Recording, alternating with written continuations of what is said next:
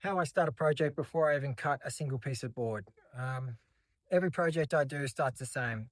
So let's imagine it's either a custom piece that's been already designed, the designs have been confirmed, I've sent out the drawings and digital images to the client. The client said, yep, this looks great, let's go ahead. Or if there's been a purchase of something from my own collection, I already have the drawing files.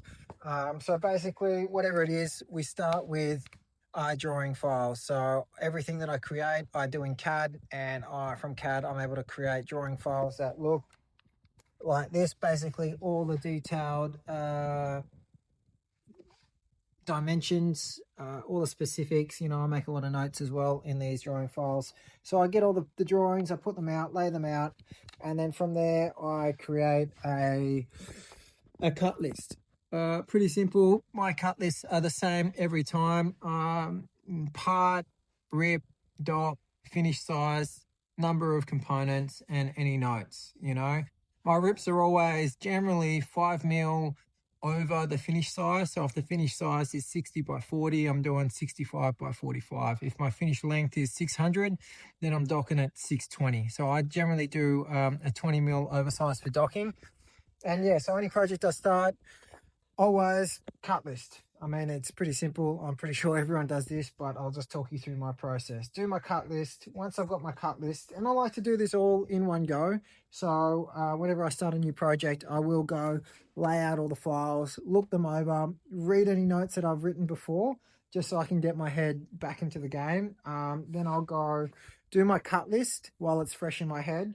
And from there, I'll write down the project. Like I make long lists in my sketch pads, and I'll talk through each process from sort and rip timber to machining tops. And I'll do stuff like for a dining table, for example, I'm always going to make the frame before I work on the tops. So I sort and rip all the timber, including the tops. Generally, for a dining table, I'll start with the tops just in case I need to rip down a long board in half or something like that.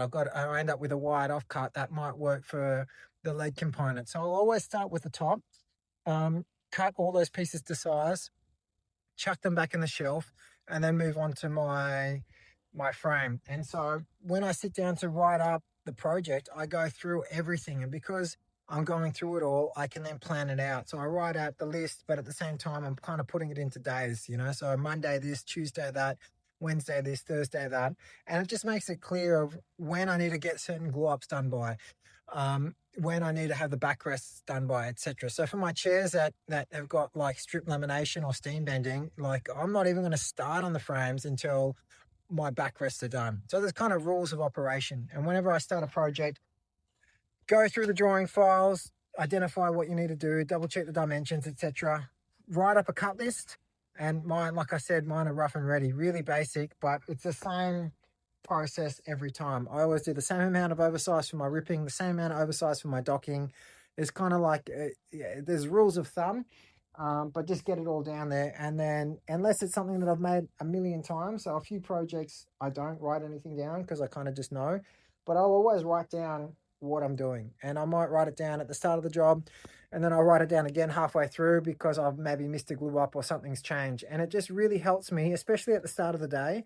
I'll write down what my plan for the day is, and it helps me know what I need to do the next day. I'm just being more efficient. Like I know some people have the luxury of making furniture without time constraints. For me, this is a business. I've got to be efficient with my time. I'm not mucking around, man. When I'm in here, I'm the most efficient that I can be. So writing a list, non-negotiable. Yeah, that's my process.